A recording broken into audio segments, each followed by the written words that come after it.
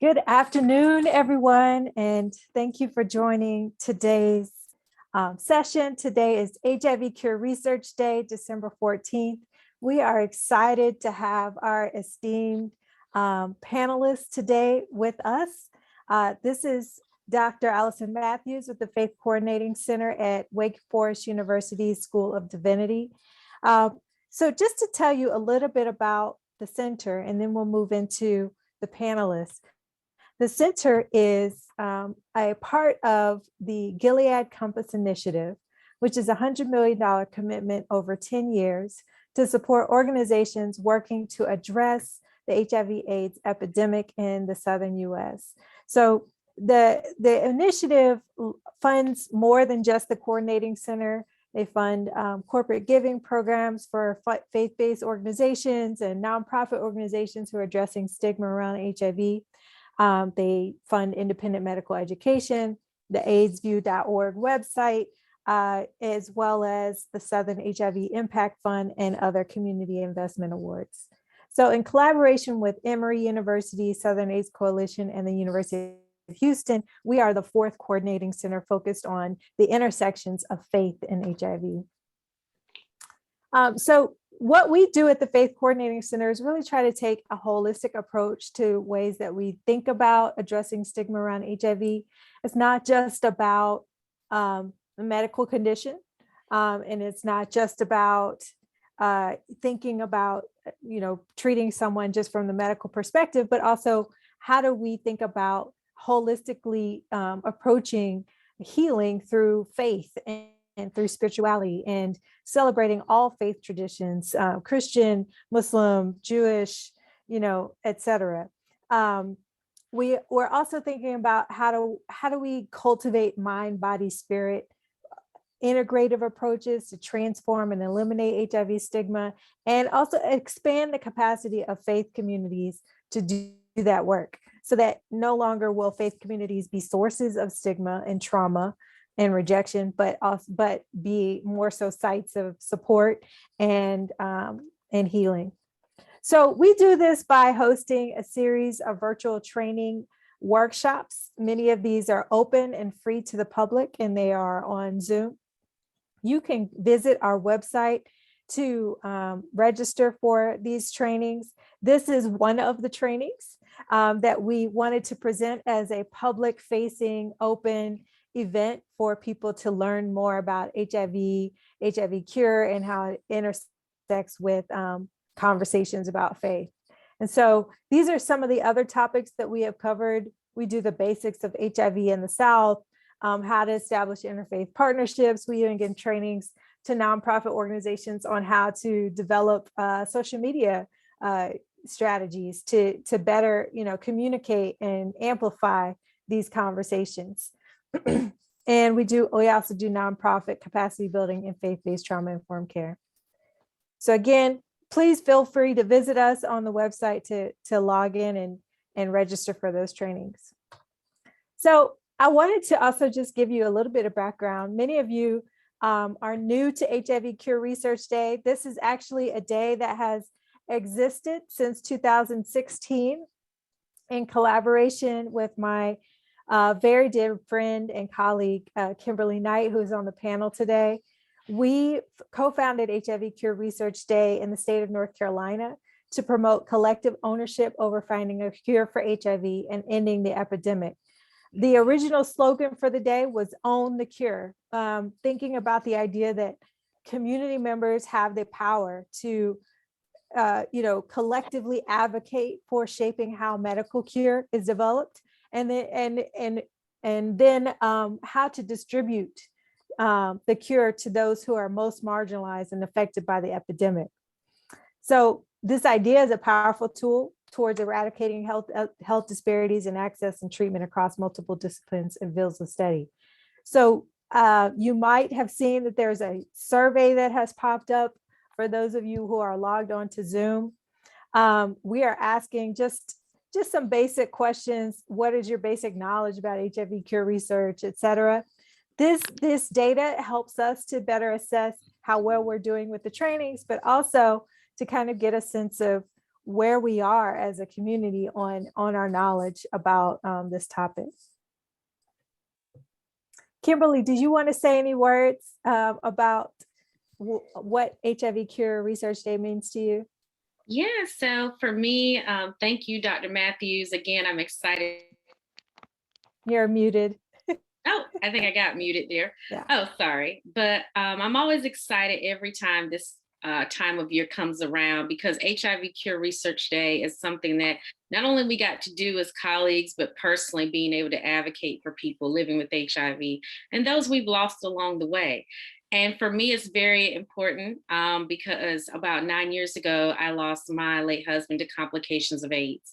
And this day really signifies being able to do the wonderful community work we've been able to do to support research for a cure. So I am always excited to celebrate that, to honor that, and to further have good conversation with people who support the same methods as well. So thank you for having me today.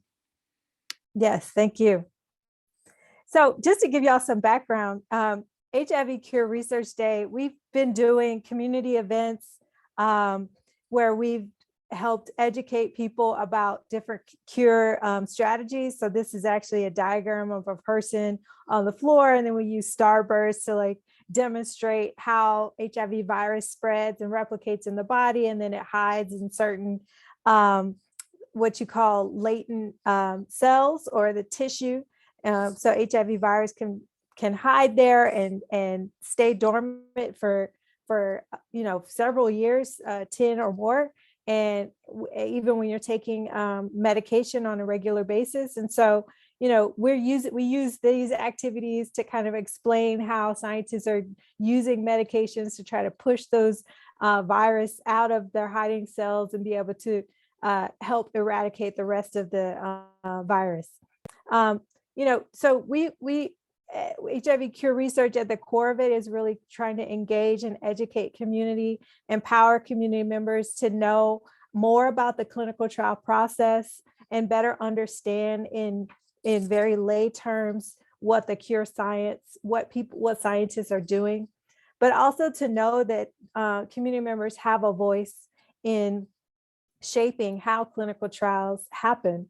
I think the COVID-19 pandemic has shown us that it is very important for community to know about the process of clinical trials and to be involved at the very beginning before clinical trials happen.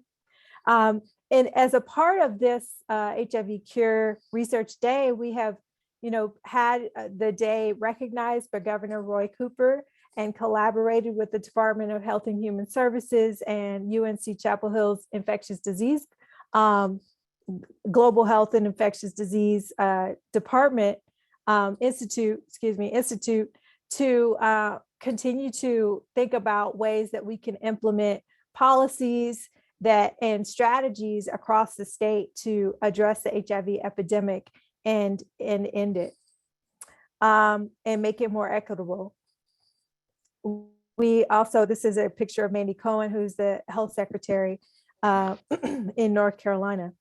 And we did a summit at the governor's mansion for World AIDS Day prior to the pandemic. So, we continue to work with artists and, poets and photographers. This is Dr. Margolis, who's the director of the HIV Cure Center at UNC Chapel Hill. Really trying to get people from the cure clinic, from the HIV Cure Center, from these universities and from these, big ivory towers out into the community so it's more accessible. And not only thinking about that, but also how do we integrate that with the arts? How do we integrate that with community knowledge and creativity? We host contests to elicit community-based ideas on how they can, how researchers can better inform the community, how they can better involve the community in the work, right? And so this is not the beginning, right? This is not the end of HIV Cure Research Day. This is just the beginning, right? In partnership with community-based organizations, we want to scale this work out across the country, and have been lucky to be able to be featured in AIDS View as well as working with the Faith Coordinating Center and many of the funded partners that we have partnerships with across the Southern United States. We're working with 17 organizations that are doing work to train faith leaders to talk about HIV and stigma across the South in 12 Deep South states. And so this work is just the beginning. These are three of the people in the world who have been cured of HIV. Timothy Ray Brown is the first. He lived in remission from HIV and cancer for 12 years, and unfortunately passed away in 2020, excuse me, from cancer. And Adam Castillejo was the second person. He's the London patient who was considered cured of HIV. They were both cured or declared cured and declared in HIV remission. I use those interchangeably, but we're talking about remission, similar to cancer, right? That the medication is able to control the virus, and your body then is able to control the virus, but it could potentially come back, and we just don't know, right? But they were in remission for a long time. And then Lorraine Willenberg was someone who was declared cured because her body naturally was able to control the virus and keep it from replicating in her body. And now this year, there's a fourth person who was declared cured, another woman in South America, who was able to have naturally clear HIV from her body or control it in her body. And so I'm just going to briefly explain. We are lucky to have HIV Cure scientists on the panel, Dr. Jeff Murry, who will be explaining and answering any questions that people have, and also Dr. Cynthia Gay. I see his join from UNC Chapel Hill, who will be able to answer more in-depth scientific knowledge about these approaches to curing HIV, but I'm going to give you just some brief overview. So there are now 10 Martin Delaney collaboratories. These are the clinical research sites throughout the country who are working with using different strategies to address the cure clinical trials and address different strategies to cure HIV. So if you are in or close to one of these areas, even if you don't live close to one of these areas and you want to be involved as a community advisory member or learn more about their research, these are the list. This is the list. This is where they are, and they are always open to hearing from community in ways that they can be more engaged. So these are the 4 strategies. One is the activate and eradicate. The idea that the HIV virus, and Brian, I see that you raised your hand, and we'll get to panel discussion in a little bit. So the 4 ways. One is activate and eradicate, or the shock and kill. The idea that HIV hides in different tissue areas of your body, like the brain tissue or your lymph nodes, and it hides there and it lays dormant. It falls asleep. Even when you're taking your antiretroviral treatments, your medication, your HIV medication. And so what they're trying to do is use different medications, oftentimes borrowed from cancer research, chemotherapies, and other medications and technologies to push the HIV virus out of those hiding places, wake it up, and then be able to kill off the rest of the virus. They have not been totally successful yet, but that is one theoretical way that they're able to cure HIV. The other one is gene editing. So HIV virus has a receptor called the CCR5 receptor that basically latches on to, okay, y'all are gonna have to correct me on this, but it has a CCR5 receptor that latches onto immune cells, and then it is able to infect the immune cell, kill the immune cell, and then replicate and mutate. So what they found was that there are a group of people in Northern Europe who have a natural genetic mutation that does not have that CCR5 receptor. And they found that people who have that genetic mutation have kind of a natural immunity to HIV. And so now they are trying to find ways to edit out the CCR5 receptor so that people can naturally control HIV in their body. And then we have these other immune modulation. I'm not as familiar with that one. Permanently changing the immune system to better fight HIV, and then stem cell transplants, which is the way that Timothy Ray Brown and Adam Castillejo were cured, where they got a bone marrow transplant from donors who had that natural genetic mutation and were able to, they underwent chemotherapy and then got the stem cells transplant from people who had the natural genetic mutation that was resistant to HIV. And then those two men were able to control the virus in their bodies. All right, so these are some, I'm not going to go through all of this, but these are some HIV facts and myths to help kind of address any, a lot of times I'm sure you all hear things about Magic Johnson being cured of HIV, which he has not. He takes HIV medications just like everyone else living with HIV.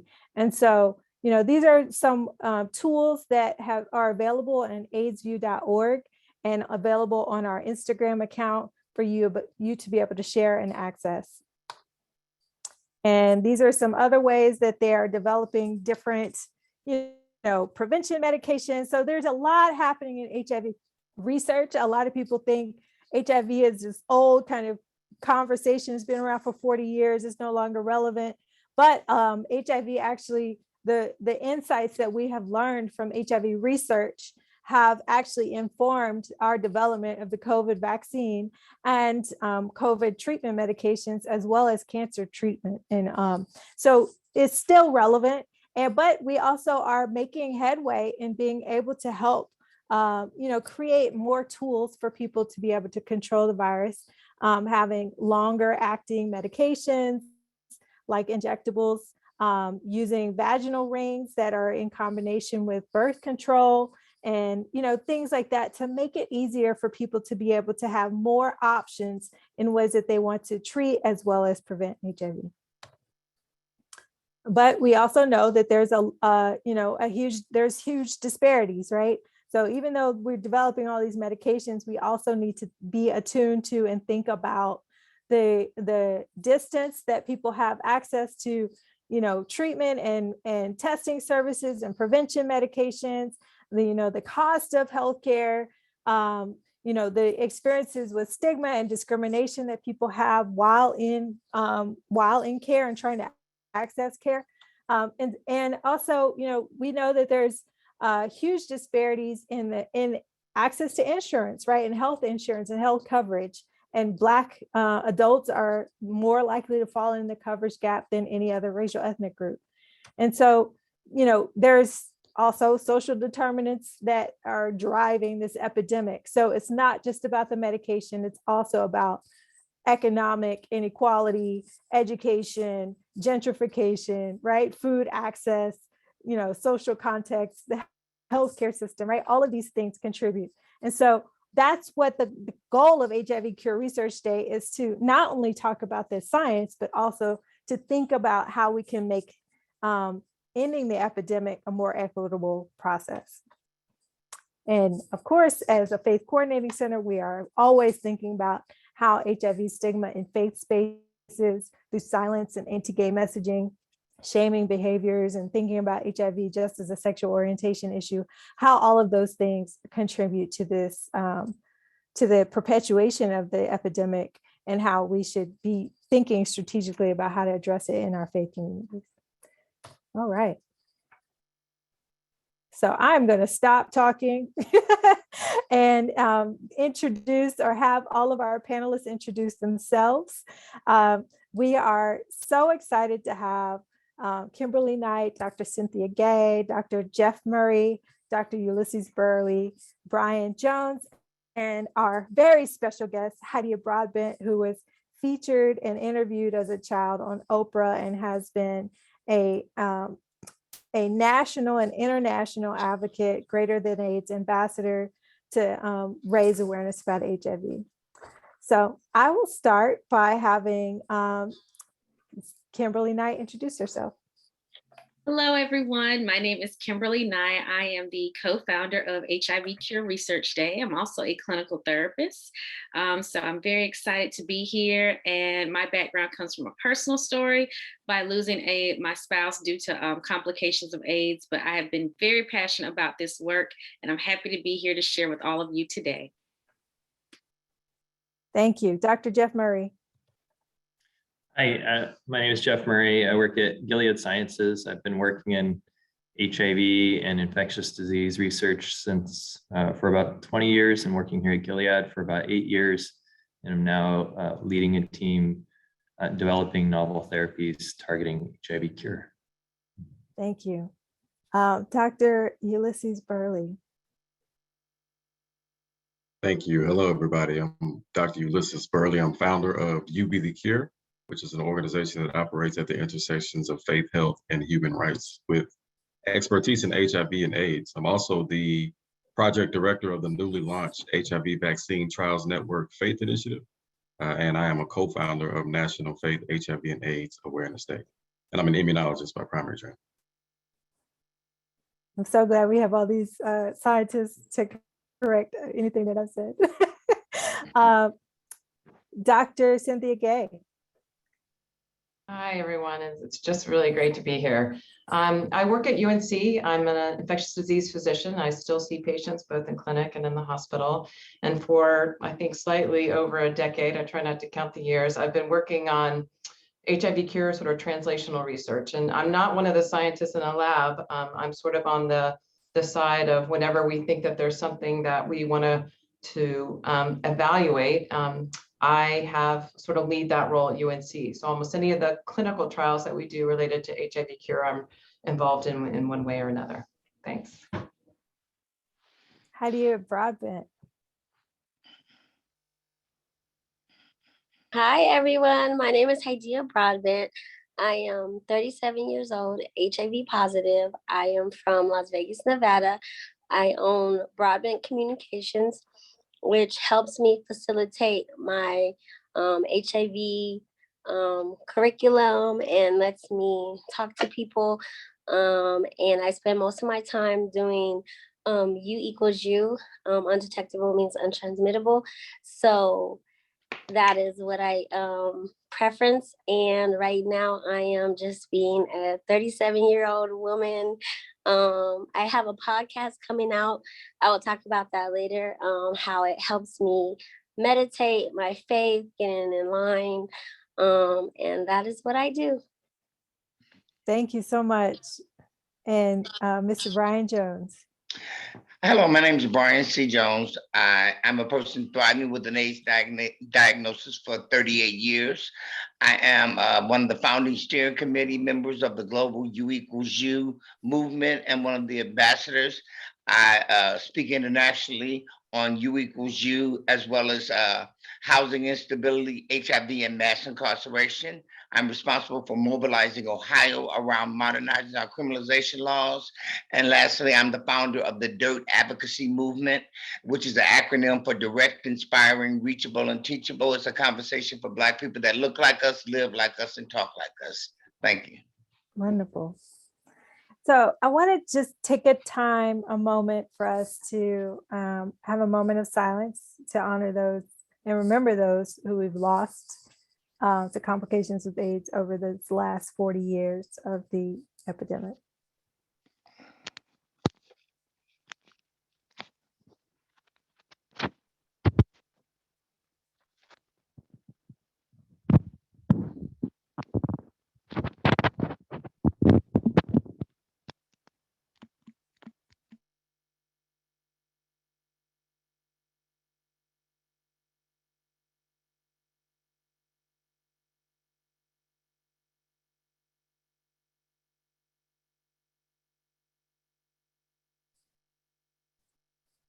All right, thank you so much. So let's get into it. We have a group of people who are very knowledgeable, very passionate about this topic. So I'm excited to have this conversation with you all. I want to start off by asking, with the focus on HIV cure, how do we integrate curing the virus and healing the spirit? Kind of just broad question, but how do we integrate those two?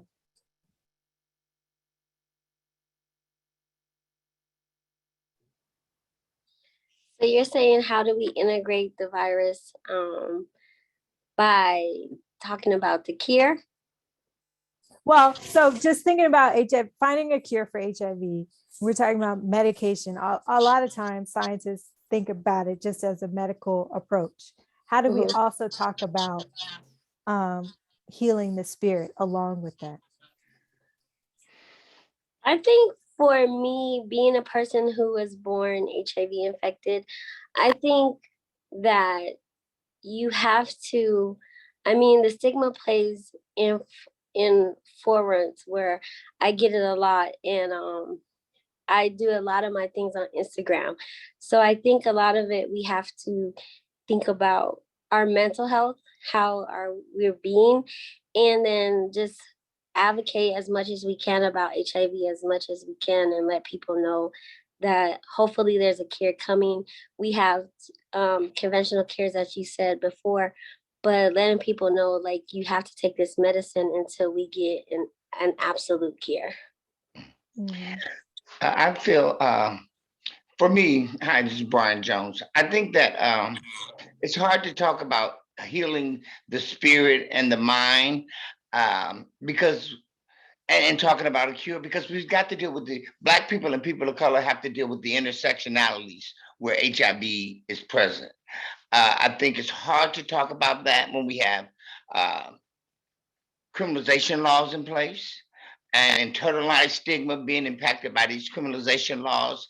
And if we don't have a conversation about the overarching systemic and structural disparities that exist, it's hard because even though I've been thriving with an AIDS diagnosis for 38 years, I've been a Black person for 61 years.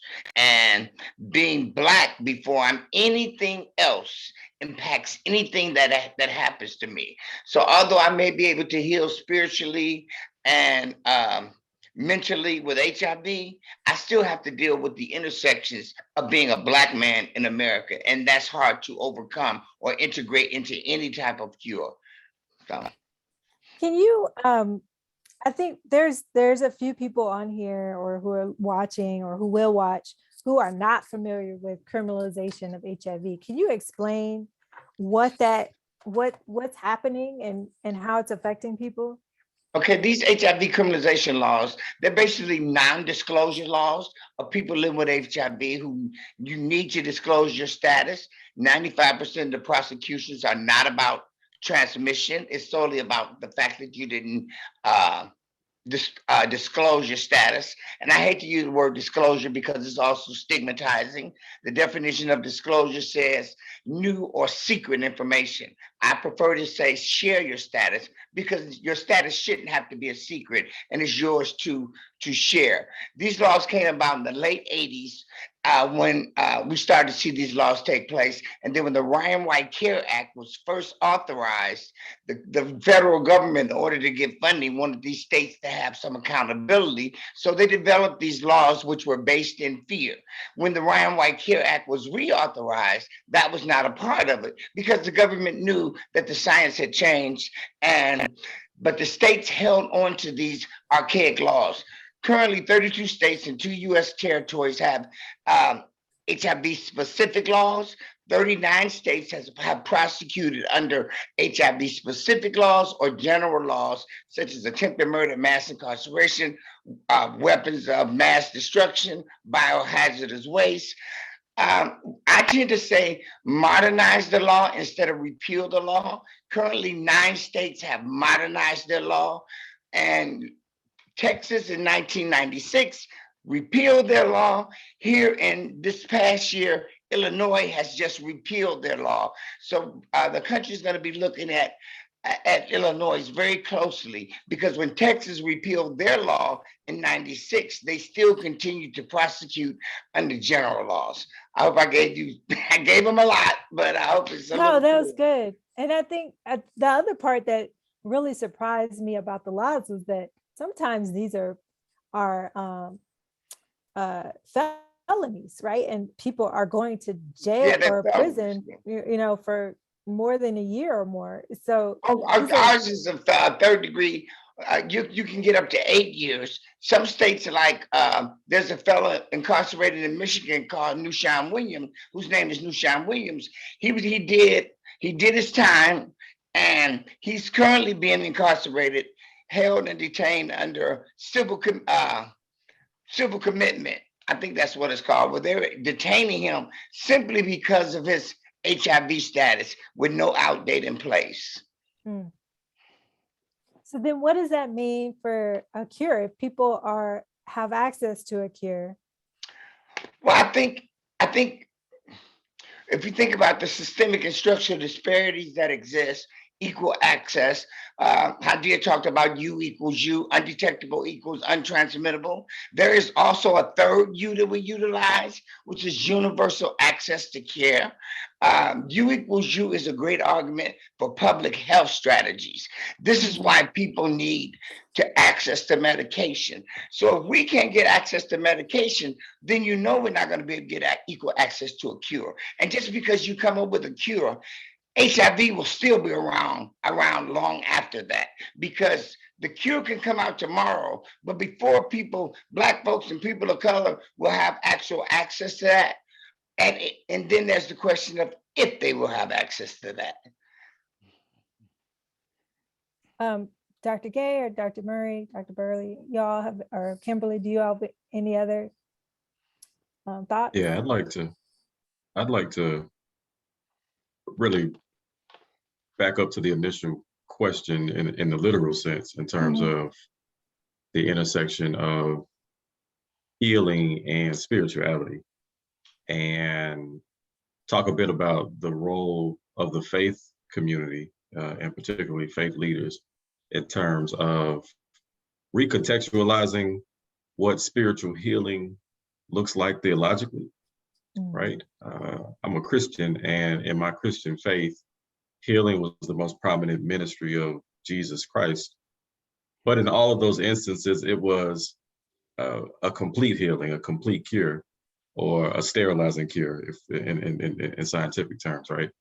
And so what then does healing look like for people living with HIV, where no sterilizing cure exists, right? And then I think that's when we introduce the idea of functional cures, right?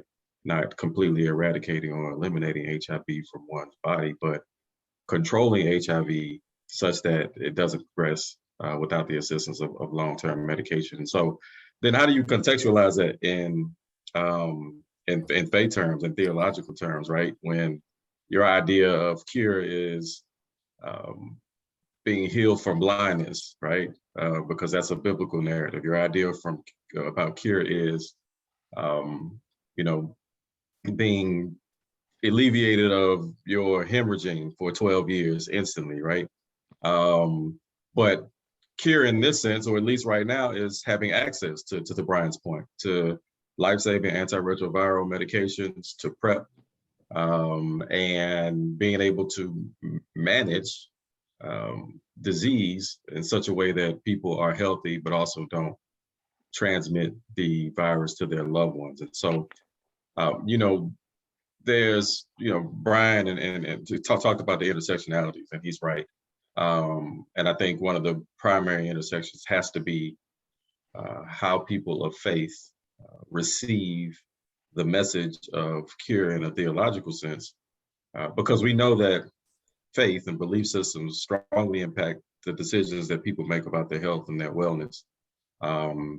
Even more so for Black people, if we're specifically talking about the people who are greatest burdened with HIV in our country, right? We have surveys and data and polls that suggest that Black people in the United States are the most religious people ethnically in the United States, that they interpret sacred texts most literally, that they're more likely to be in worship and use the messages that they receive in their daily lives. And so then that becomes even more important when we talk about a community of people who've been disproportionately impacted by HIV and AIDS.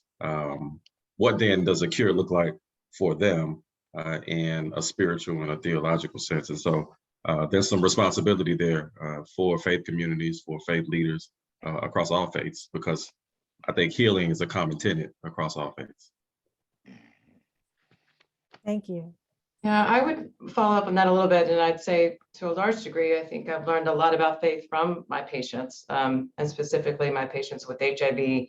I ask them, you know, in discussions, is it important to them? How do they interact with that? And I would agree with everything you said, Ulysses, about how it's very important for how people make decisions. I would say with my patients, I've seen it be anything from a struggle because they don't feel free to be open about being LGBTQ or having HIV within their religious community, and that's really difficult for some people. To the opposite, whereby they find that support and solace and within, you know, their church or pastor, whoever, that they're able to share that with them, perhaps when they haven't shared their status more widely. So I think it can certainly go both ways. And I just want to flip it around slightly because I've had to think and learn a lot about this in the last 2 years. I do agree that there are so many structural barriers that are an issue with access to care and new treatments and all of that. I think the other thing that we've learned with the COVID vaccines, and I don't want it to go that way with this discussion, but it's not enough to just create something that is a good product and could benefit people. They have to be informed and also trusting the bigger we enough to want to access it themselves. So I think it goes a bit both ways. Yeah, I think that's Go ahead. that's a really important point, is that that education is so important, not just educating the community, but also educating the researchers and the people that are involved in doing it. There's so much that we can learn from the community when it comes to how we can develop products and strategies, therapies that really meet the needs of the community, and making sure that there's alignment and understanding of what those needs are and what cure looks like for the people that are living with HIV, and what's meaningful and what the targets should be, how we understand and make those decisions. And then as well, as Dr. Gay was mentioning, it's so important to have an understanding of what the scientific community is doing, what the motivations are, and how that works. And the data is a part of it, but really being able to build bridges between communities and really understand one another. I think that there's been obviously a lot of miscommunication. So I'm really glad to be part of a forum like this, where we can try to help promote understanding and provide context. Brian or Kimberly? I was going to say that even if there was a cure created, we can look at COVID-19 as an example of how this vaccine and the booster, how it is being disseminated, how it's being rolled out, what the pitfalls are, and how Black folks still have medical mistrust, and rightly so. I do want to say that Timothy Ray Brown was considered to have a sterile cure. I know remission was mentioned, but someone I've been knowing Timothy Brown for I had known him for a number of years, and he was considered to have a sterile cure, and meaning that HIV was eradicated from him totally. There was no HIV matter seen in XYZ, but people taking medication now is considered to be a functional cure. And I know we talked about the the CCR5 receptors and the CCR5 delta 32 gene, which is that gene which is unique to a group of people where HIV cannot fester or cannot replicate. And that's a whole nother thing when it comes to a cure and understanding this, because for Black folks, the science is something that we think other people should interpret for us, but it's important that we start learning the science for ourselves so that we can do away with the old saying of the medical mistrust and not discounting the medical mistrust, but we've got to move forward and we've got to embrace this science, such as undetectable equals untransmittable. A person being on medication and the virus is suppressed cannot transmit HIV to their sexual partners. I have a lot of people I know who are living with HIV who don't believe it. So I have to tell them, you believe you have an HIV diagnosis? They say yes. I tell them it's the same science that told you have an HIV diagnosis that is now telling you that you cannot transmit HIV to your sexual partners. So do yourself a favor. So that was all I had to say. That was a lot, though, I know. But Thank you. Thank you, everyone. I think all of the comments that have been made thus far all speak to that. And me as a clinical therapist, I look at the mental health perspective when we talk about healing and what that means for us. And then since we're specifically looking at African Americans in the Southern region, just about how faithfulness and respect for faith leaders and how those dynamics is talked about. I'm originally from Eastern North Carolina, commonly known as a Bible Belt area in North Carolina that's very conservative when it comes to religious values and when it comes to medical practices. And that's something that still is a stigma to this day in certain areas like that across our country. And I think it's very important to highlight about, we need to talk more about the intersection of faith and HIV and how that healing process is about us coming together as a community to work together. So yeah, thank you for your comments, everyone. Dr. Murry, can I ask you a question? I'm sorry. I do want to ask you a question. Can you heal one part of the mind of something such as the HIV portion, but still be suffering from being Black in America? Or do they impact each other and you can't separate it like that? It may not be as easy to separate those two healing paths. Is that making sense what I'm asking you? And so I guess I would say that each of these issues are related and we have to address the person holistically. And I think as a scientist, I tend to want to try to reduce problems because each one of these issues is so big and complex that it can be a bit daunting. But we can't lose sight of that greater goal of wanting to address the whole person. And that's one of the reasons that that we are supporting community-based organizations and trying to help promote understanding and fight against stigma as well. So I want to move on to the next question. I want to give Hydeia an opportunity to talk. How, and this just happened to be the next question, but I did want to ask you, like, from your experience as someone who was born with HIV, how has your HIV diagnosis affected your spirit? Like your experience, your life experience? I think it's made me stronger because there was times the doctor said I wouldn't live past the age of 5 when I was diagnosed at 3. And so being 5 years old and having like 48 T cells and the doctor saying I should be in bed when I'm running around being a little girl, my mom had to just dwell on it that's God. That's God's miracle that you haven't passed away. That's God's miracle that you're still here. And so if anything, it's made me very stronger. There are times when things happen outside of HIV, I can't quite explain. So that has, I won't say it favored my way, but it has like made me question some of the things God has done. And I think that's natural for anyone going through anything in life. But for me, it's made me very strong and very courageous. And I'm glad about that. So what kind of advice would you give to people who are struggling with their mental health and helping them find ways to cope? I would say I struggled a lot during COVID-19. I have depression, anxiety. There's a whole array of things that I have. So I would say meditate a lot. That's what I do.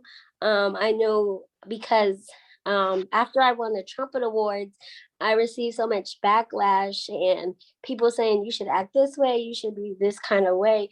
And I would kind of lash out. So I knew when I got my podcast, I would have to meditate and learn how to control my anxiety so I can't be spazzing out on all these people. So I would say meditate greatly if you're in a house or whatever. And it's a form of prayer too. So I would say meditate greatly. That's what I do. Thank you. Kimberly, I know you are not living with HIV, but you've been impacted by it with the death of your husband. How have you been able to cope? Yeah, thanks for asking. So for me, the real key ways, because this was 9 years ago. First off, it was about finding out my own status. So I went through testing and things like that. So it started there. So I started with testing. Then I also, a family member of mine told me about a really great psychiatrist to start seeing just for therapy purposes. And I thought that would be a great idea. And then I ended up, that person became my mentor for me to continue on my education and become a clinical therapist. So that was a bright light. And then third was volunteering in the community. I wanted to just engross myself with all this information about HIV. And I wanted to figure out how I could make an impact as an individual in my community to prevent a similar situation happening, where he had taken, my late husband lived 8.5 years untreated of this diagnosis. And he's kept that to himself. That whole 8.5 years, he had to go on that journey by himself. And I just personally wanted to make sure that if I could, just in my small way in my community, could help support others and other people diagnosed with HIV. And that led to, as we know now, a career path in working in HIV work and cure research. And it's been a way of how I've coped, but definitely similar to Hydeia saying, meditation, mindfulness meditation, self-care. And I know that's like the buzzwords phrase, but really taking time out for friends, family, self, and self-preservation and self-awareness. And that just really helped me take on my career path this way. So thanks for asking. Thank you. Mr. And I Jones? forgot to say something too. I forgot to say, see a psychologist, see a counselor, because I've been in counseling ever since I wanted to get over issues with my mother, so we can help combat or have the family together. And so I would say a psychologist, I see a psychologist, I have a counselor. I'm starting grief counseling in July. So make sure you see a counselor, because that will totally help you and get your mind kind of situation and help you deal with people who don't normally see counselors. So Mr. Jones? Oh, me. Yes. Well, I think, and I've never been a politically correct person when it comes to advocating for HIV. For me, I had to stop letting other people's shit be my shit. And that is in blatant terms, meaning that I had to stop taking on everyone else's perception of me when it came to HIV and AIDS. And I had to gain my own acceptance of my status. Now, from a faith perspective, I'm Muslim, my family's Muslim, and I lived in an Islamic community. I had to abandon my faith in order to live. I had to make the decision of whether I wanted to live or be a true devout Muslim, in terms of what the community expected of me. Me being Black, I'm Muslim, and I'm not talking about Nation of Islam, I'm talking about Orthodox Islam. Being a Muslim, being Black, and being same gender loving. When I walk in the room, there's so many isms that other people have to overcome about me. because I've gotten comfortable in who I am. I've gotten comfortable with the intersection of being Black, same gender loving, and sexuality. All those things merge together, and people want to put these labels on you. And then when you throw HIV into the pot, it complicates it so much more, because you have a lot of people from a faith perspective that say HIV is God's way of punishing gay people or same gender loving people. So I had to gain a healthy acceptance of my status. Now, everything, the end of the epidemic funding and everything is focused on viral suppression. For me, we need to be focusing on people gaining a healthy acceptance of their status, and then viral suppression will come. You can't have people try to achieve viral suppression if they don't have acceptance of their status. And part of the acceptance is mind, body, soul, spirit, however you want to put it. You've got to come at peace with yourself and allow the fact that you just share your status with someone. You can put it out there, but you're not responsible for how they accept it.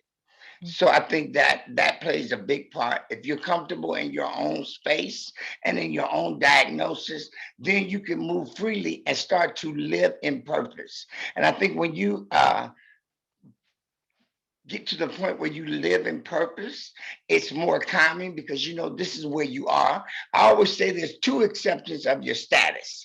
There's an acceptance of your status, meaning that you're a person living with HIV, you have an HIV diagnosis, and the longer you do this work and you become an advocate and activist, you've got to have acceptance of your status, meaning where you are and your purpose of what you're here to do as an advocate activist, that status that you have of helping other people. So. Thank you. And it's so important. I think a lot of times in the faith community, and even people who are working with faith leaders, we're always thinking about people who are in the traditional building, in the four corners of the building. But there are so many people of faith who practice faith who do not attend a traditional mosque or church or synagogue, right?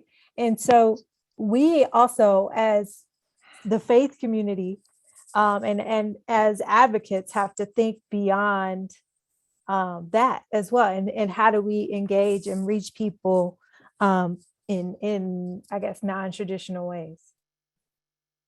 So we're going to shift a little bit and talk more directly to Dr. Murry and Dr. Gay and Dr. Burley. What are some of the latest advancements in HIV cure science, and what are the, I guess, the cure research arena? What is the cure research arena doing to think about ways to make it more equitable?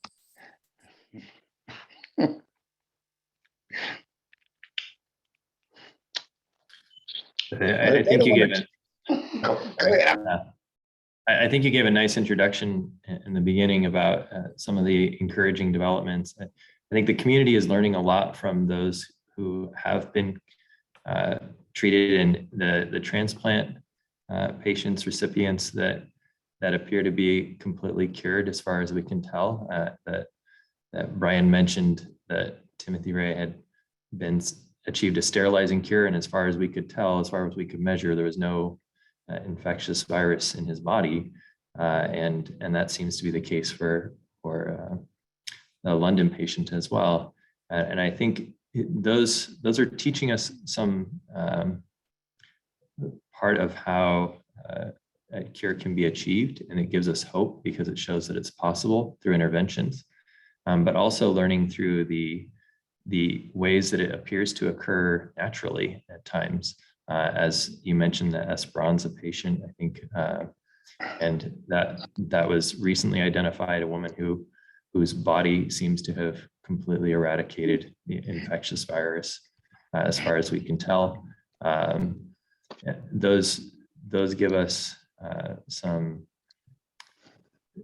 lessons about the way that can occur, and so that's one area where the research community is continuing to learn and try to understand what it takes to achieve a cure. But also there's a lot more that's being understood about people that naturally control virus when they do stop taking their therapy. It's a relatively rare subset of people, but it's maybe a little bit more common than we originally had thought. And these are often referred to in the field as post-treatment controllers. And these are people that when they stop taking therapy, they can actually maintain control of the virus without rebounding for sustained periods of time. And that's kind of what we've been thinking about as maybe a short-term goal for Cure Research, is to try to identify therapeutic strategies that may be able to improve the rate of control so that more people would be able to experience that for a temporary time. But ultimately working towards a breakthrough that would lead to a more sustained and long-term control. And there's currently a number of different approaches that are being explored, as you mentioned, and Dr. Gay's been involved in implementing and designing trials around some of these. Our team here at Gilead has been involved in some of that work as well. There are some broadly neutralizing antibodies that have been identified. So these are antibodies kind of similar to what are being used to treat COVID, in that they block entry of the virus into the cell, except it's much more challenging for HIV to identify these because HIV is so exceptionally diverse.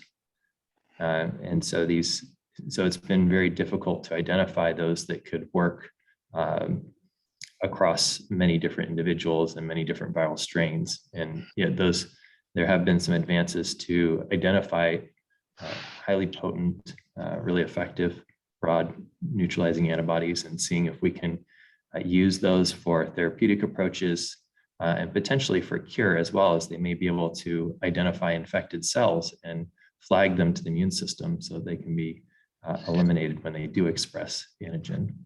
And then there's some areas where we're learning how to teach the immune system to be more effective at eliminating infected cells. And there's some lessons that we can learn from the oncology community where they're learning how to teach the immune system how to identify tumors.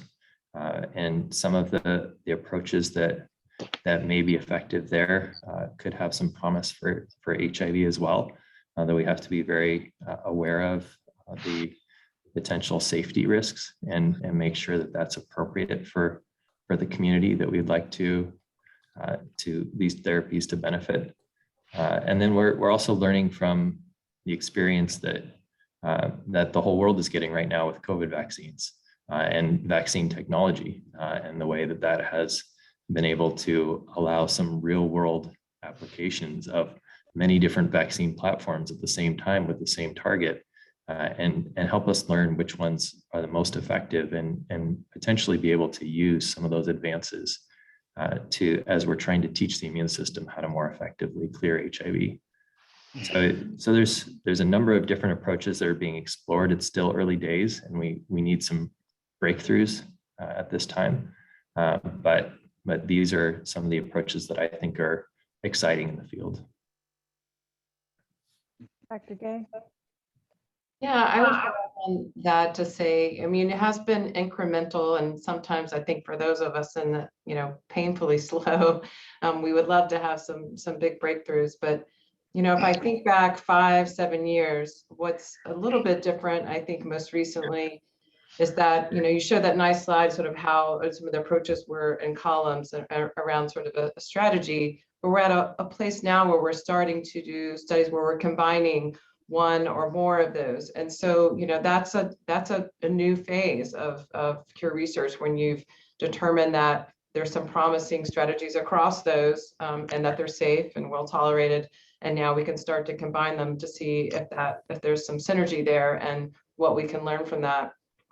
I think the other thing that I have sort of been struck with in my pausing to take a minute and think about this is that one of the things that I'm not sure is entirely clear to a lot of folks is how much of a team science process this is. So, there are these Delaney collaboratories in different parts of the United States, but within those collaboratories, you have scientists and people like myself who do the studies.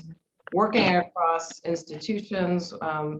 Then we have, you know, the AIDS Clinical Trials Network, where a lot of it's the same people, but they're coming together in a different team for a different idea and a different study. And then you have other networks that, and so you end up like getting to know a lot of the people within this field. And what I really like about it is, as opposed to some academic processes where we're almost put to sort of compete with each other in a way, we're all looking for each other to succeed. We're all trying to, you know, who do we collaborate with that has that skill or that, you know, can do this assay? Let's bring them into the fold. It doesn't matter that they're not in this Delaney Collaboratory. They're the folks that, you know, can help us with this.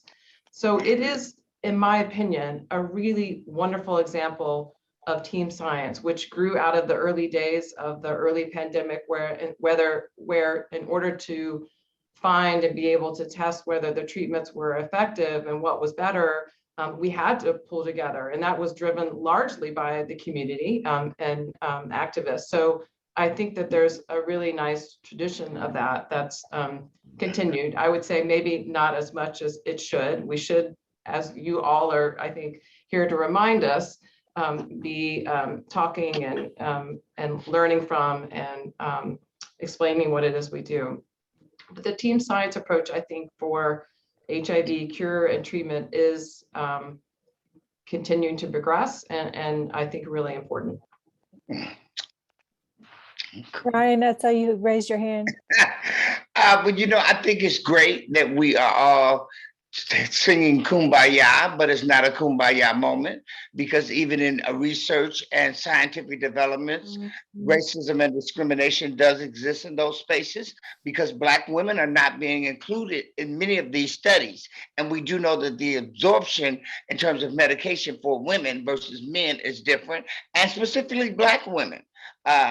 So Black women have been raising their voices very loud. So I do know that there have been several developments like monoclonal antibodies. I think that's probably what the doctor was talking about, with these monoclonal antibodies and CRISPRs, where they are scientifically trying to modify these cells, and lack of better phrasing, of nurturing your own cells into healthy cells and then putting them back into you, someone like the stem cell transplant. I don't know how well that will work, because just like with Timothy Ray Brown and the bone marrow transplant, it's so costly and so expensive. So to launch a cure that is not going to be costly and expensive, I think is a challenge, and then having people having access. And another thing that the scientific community is doing is with molecular surveillance. To me, this is taking steps backwards. Molecular surveillance is, they're saying they're using it to recognize new clusters of new diagnosis, but anytime we know they say, don't worry, it won't be used to prosecute people, Black folks always get the end of the stick. This information, that what they're doing is taking a person's virus profile and putting it in a data bank, just like the justice system takes your DNA and puts it into a data bank. They'll only be able to put the people who are living with HIV who are in care, a profile of their virus. And look into different zip codes where an outbreak of new diagnosis may occur. They're going to look to that person's profile to possibly see what they were resistant to. And what they're saying is it gives them a jump on being able to provide medication and reach that cluster of new diagnosis. But those who do this work know better that they're going to use that viral profile against that person who happens to live in that zip code and try to prosecute people. So with that being said, I do want to correct that though, because the data for any medical or epidemiological data that people collect is completely separate from any criminal database. No, the but prosecutors, they don't have any access to it. No, I'm saying it's separate.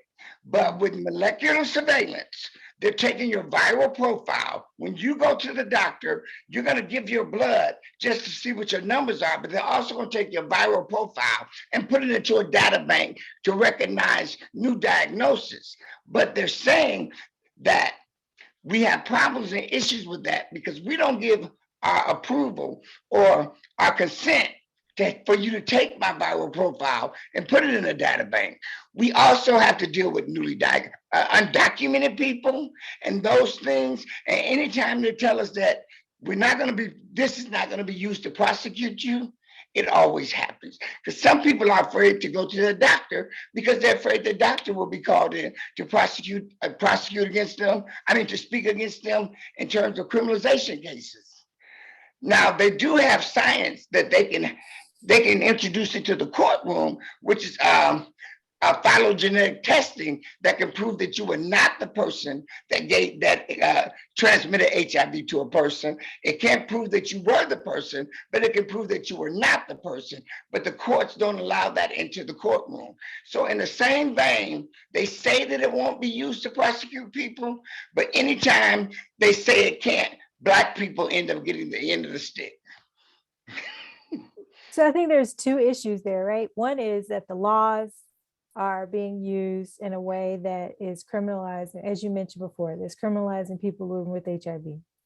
The second is that people need to know their rights about consent and how their data and their molecular DNA is used. And so when a doctor talks to you, I think the medical institutions and medical doctors we as institutions who are working with medical doctors need to do a better job of working with them to make sure that they are communicating in a way to the patient about what's happening so that they don't feel like they are, blindsided when they find out that their data has been used in a way that they did not know they were consenting to. So I think those are multiple issues. But they're doing it in a way where consent is not needed. Yeah, that's the issue. Consent is not needed for them to do that. It's just like a lot of states have done opt out of HIV testing, as opposed to you have to let them know you don't want to do it, as opposed to saying, I agree to do it. It becomes automatic, but you've got to let them know that you don't want to do it. I'm not as familiar with this issue, so I know. I'm sorry, I just get passionate about every space with HIV. So yeah, Dr. Murray, you have something. Maybe I could just say about the way that we run our studies. It is very important for us to understand the molecular, the diversity of the reservoir that we're studying and the virus that's in the people that we're working with.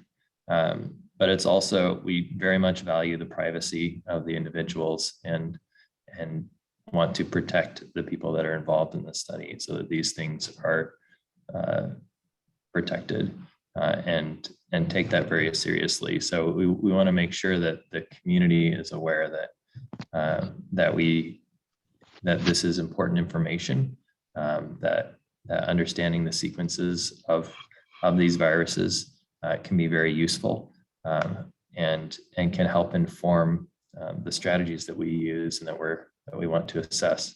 But at the same time, it's very important to protect the privacy of people involved in the study and adhere strictly to the rules that are already that govern the laws that govern this to make sure that we are caring for the community and not allowing harm to be done. So we're kind of getting close to the end. I have one last question that I want to ask to each one of the panelists. What role can the community play in advancing the end of the HIV epidemic?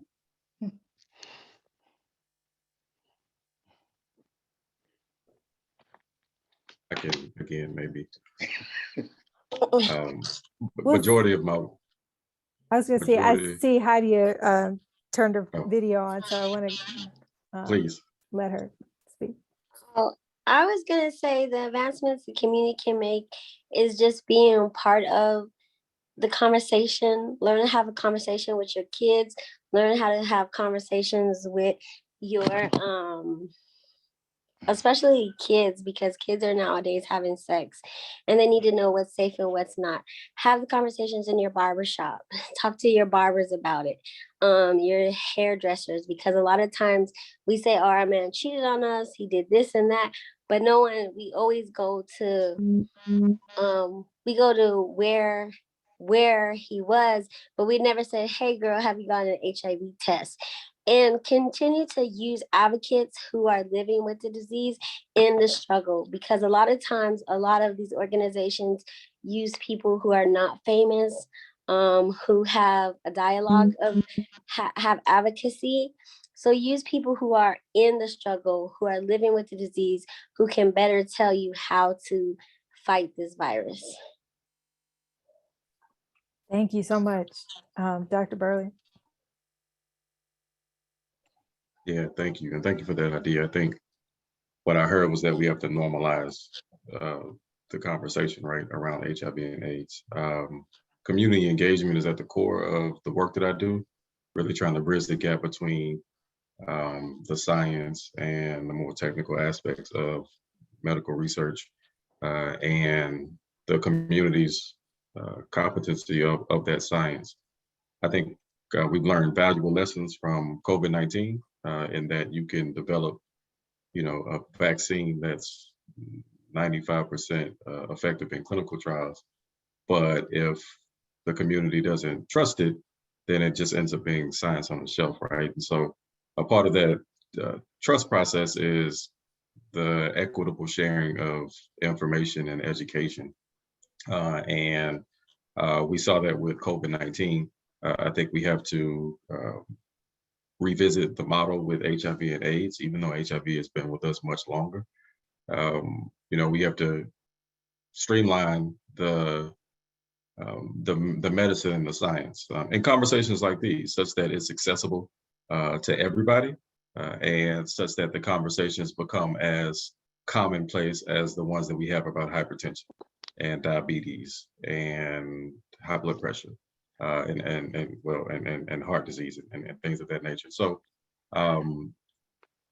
we talk about consent a lot, but oftentimes we leave the informed part off, right? The informed consent, right? And so we consent to things every day that we don't fully understand.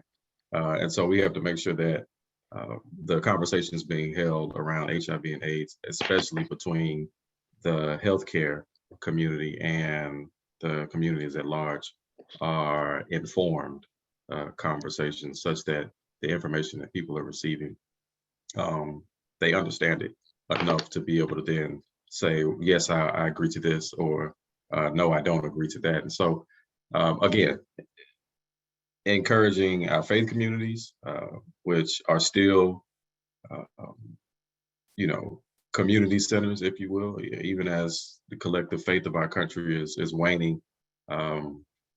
You can still find more churches on the south side of Chicago than you can healthcare centers, right? And so we have to begin to equip those places, those leaders, the same way in which houses of worship were COVID-19 testing sites and became COVID-19 vaccination centers. We have to have that same level of engagement around HIV and AIDS, such that people don't necessarily have to engage the healthcare systems that, if you look like me, have historically been traumatizing. They can maybe go to a place that's more familiar and be able to access the same factual, correct information from trusted voices, because there would have been a bridge to make that science more accessible. And so, again, responsibility on the part of academia and government, civil society, biomedical organizations, in terms of investing in the social side and the community side as much as we've invested in the biomedical innovation. Kimberly Knight.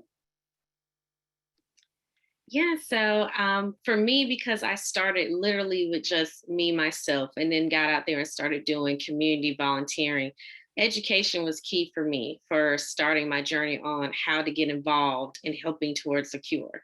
And I think if you're watching this program or you're watching this at a later time and it's not live, just know you can start right in your own community. Learn about your community and what's present and going on in those spaces, and learn about what type of organizations might be nearby your community. If you live in a rural area and you don't have a connection to a community, there's virtual connections you can make now. We have such a large presence of virtual organizations that you can be a part of to educate yourself.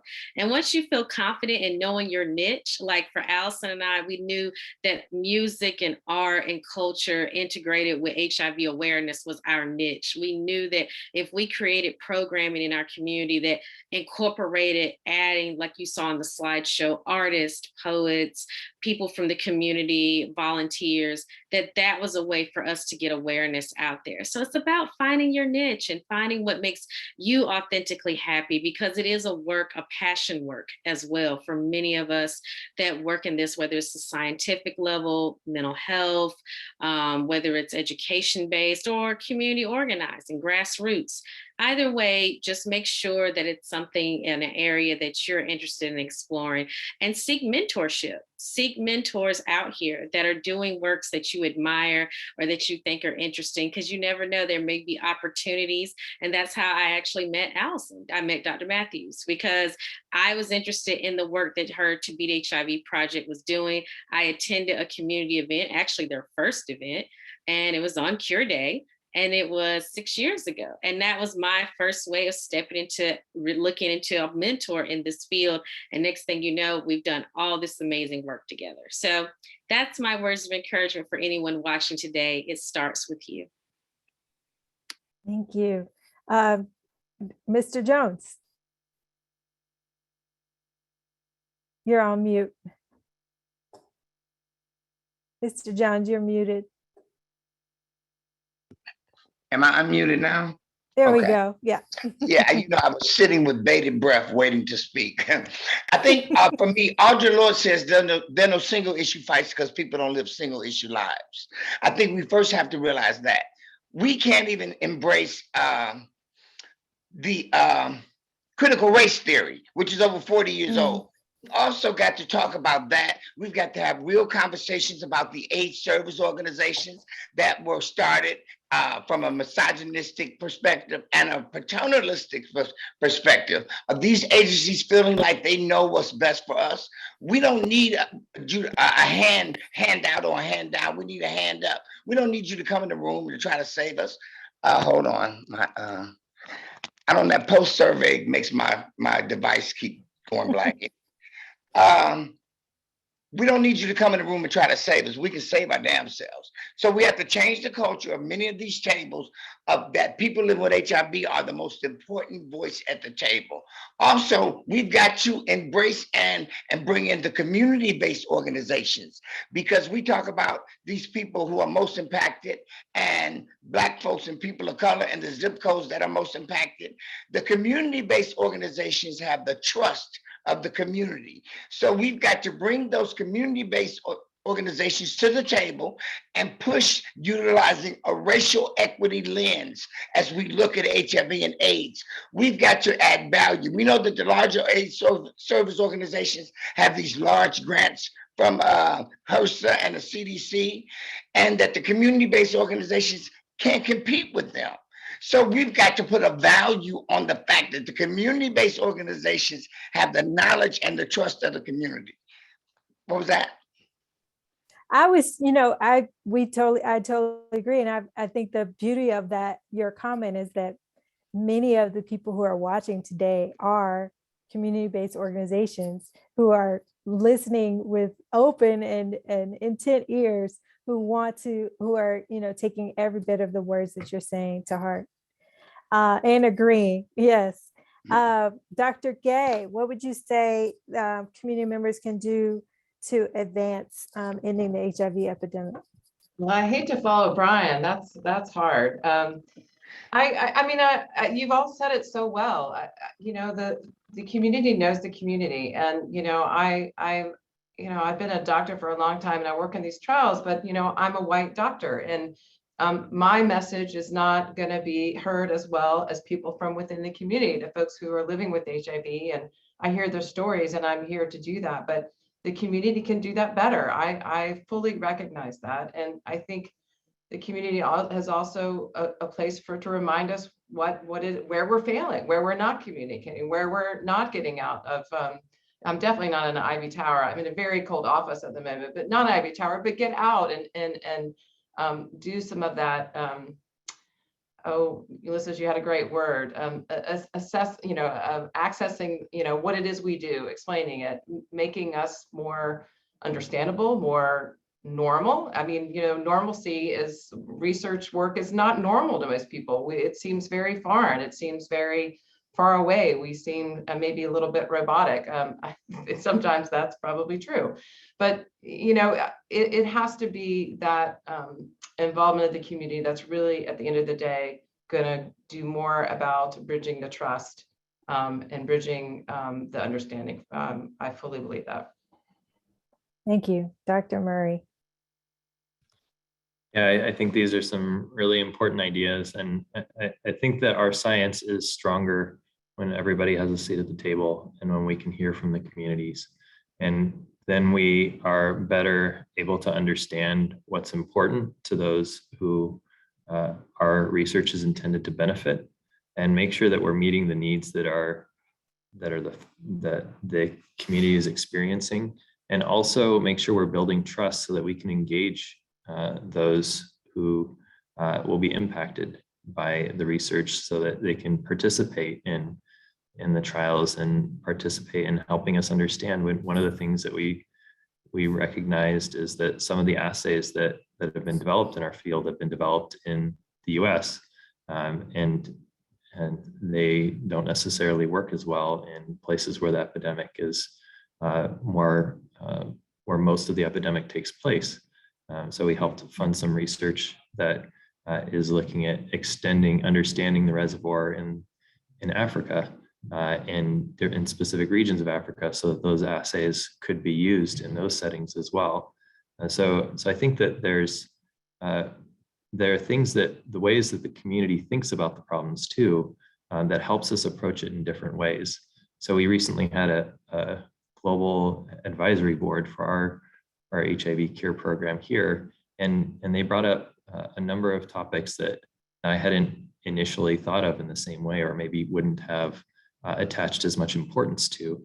But I thought it was really helpful for me to understand the way that some of the communities were thinking about it, so that we could make sure that we were really designing our research to address the issues that will be important for rolling out or being able to engage the communities to be able to test it in the right populations, in women, in Black and Brown communities, and in other areas where it's needed.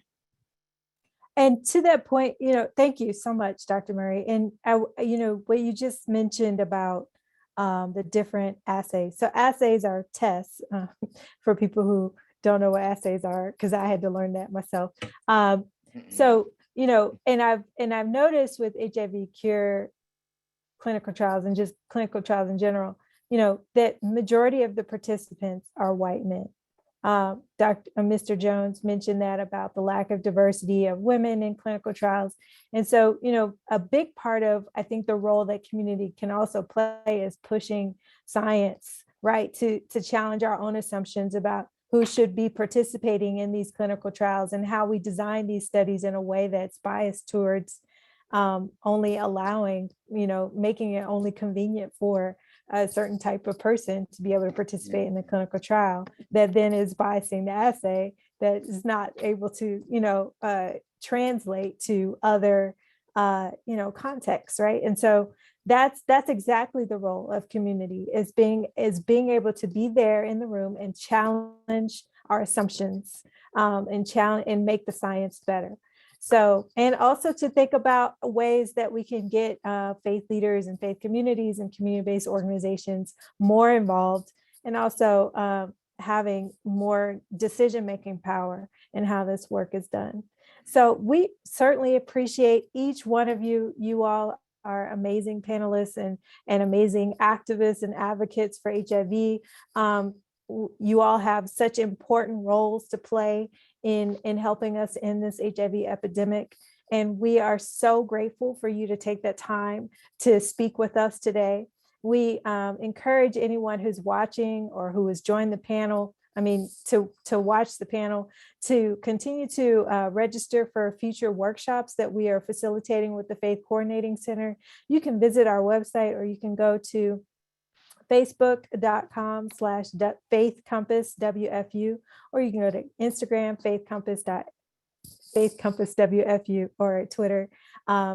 Thank you so much again. And if you have any questions for any of the panelists or for ourselves, you can email us compass@wfu.edu. Thank you.